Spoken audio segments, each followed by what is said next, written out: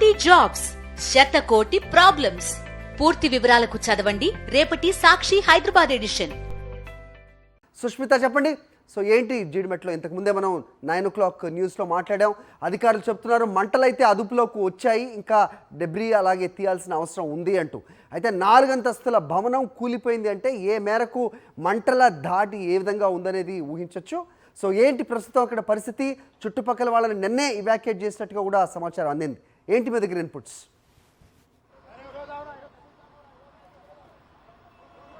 దాదాపు 22 గంటలుగా కూడా చూసుకుంటే భారీ మంటలు ఎగిసిపడుతున్న దృశ్యాలు మనం చూస్తూ ఉన్నాము. సో పూర్తిగా కూడా భవనం కాలిపోయిన పరిస్థితి కనిపిస్తుంది. సో 22 గంటలుగా భారీగా మంటలు ఎగిసిపడుతూ ఉండడం కారణంగా పూర్తిగా భవనం అంతా కూడా కొలాప్స్ అయిన పరిస్థితి. సో దాదాపు ఇక 20% మాత్రమే ఉంది. సో అది కూడా కూలే ప్రమాదం ఉండడం కారణంగా చుట్టుపక్కల ప్రజలందరినీ, ఏదైతే పరిశ్రమలు వాళ్ళు ఉంటారో వారందరినీ కూడా ఎవాక్యుయేట్ చేశామని కూడా ఇప్పుడు అధికారులు తెలిపిన పరిస్థితి కనిపిస్తుంది.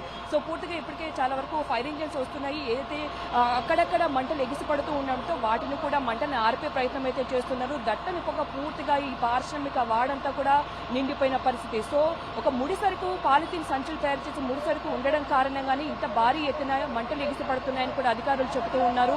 ఏదైతే ఫస్ట్ ఫ్లోర్ లో ముడి సరుకు అలాగే ఫ్యూయల్ కి సంబంధించిన కొన్ని ఉండడం కారణంగా ఈ విధంగా భారీ మంటలు ఎగిసిపడుతున్నాయని చెప్తున్నారు. దాదాపు ఇప్పటి వరకు చూసుకున్న 40-50 వాటర్ ట్యాంకర్స్ ఇక్కడికి వచ్చాయి, మంటలు ఆర్పే ప్రయత్నం చేస్తూ ఉన్నారు.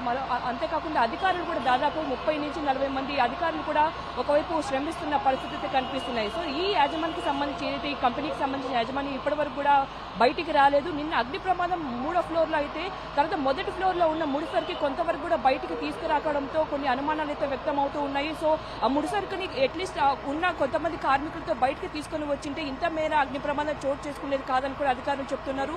సో పూర్తిగా మధ్యాహ్నం వరకు పూర్తిగా ఒక కంట్రోల్లోకి వచ్చే సిచ్యువేషన్ అయితే కనిపిస్తూ ఉంది. ఇప్పటి వరకు అయితే ప్రస్తుతం దట్టమైన పొగలున్నాయని చెప్తున్నారు, అక్కడక్కడ మంటలు ఎగిసిపడుతున్నట్టు కూడా చెప్తున్నారు. సో పూర్తిగా దీనికి సంబంధించి పాలిథిన్ ముడిసరుకు కారణంగానే ఇదంతా ఈ విధమైన ప్లాస్టిక్ గోదాం కావడంతో ఈ విధంగా మంటలు ఎగిసిపడుతున్నాయని కూడా అధికారులు చెప్తున్నారు. సో ఒకవైపు అయితే ఫైర్ సేఫ్టీకి సంబంధించిన ప్రమాణాలు ఏదైతే నామ్స్ ఉంటాయో వాటన్నిటిని పాటించలేదు.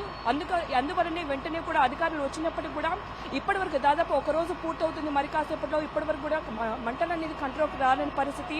ఏదైతే 3వ ఫ్లోర్ లో అంతస్తుల భవనంలో అగ్ని ప్రమాదం ఏర్పడిన తర్వాత ఇప్పటి వరకు కూడా తీసుకురావడంతో ఈ పూర్తిగా భవనంతో కొలాప్స్ అయిన పరిస్థితి. సో మధ్యాహ్నం వరకు కంట్రోల్ చేసే అవకాశాలు అయితే ఇక్కడ కనిపిస్తున్నాయి. హరి.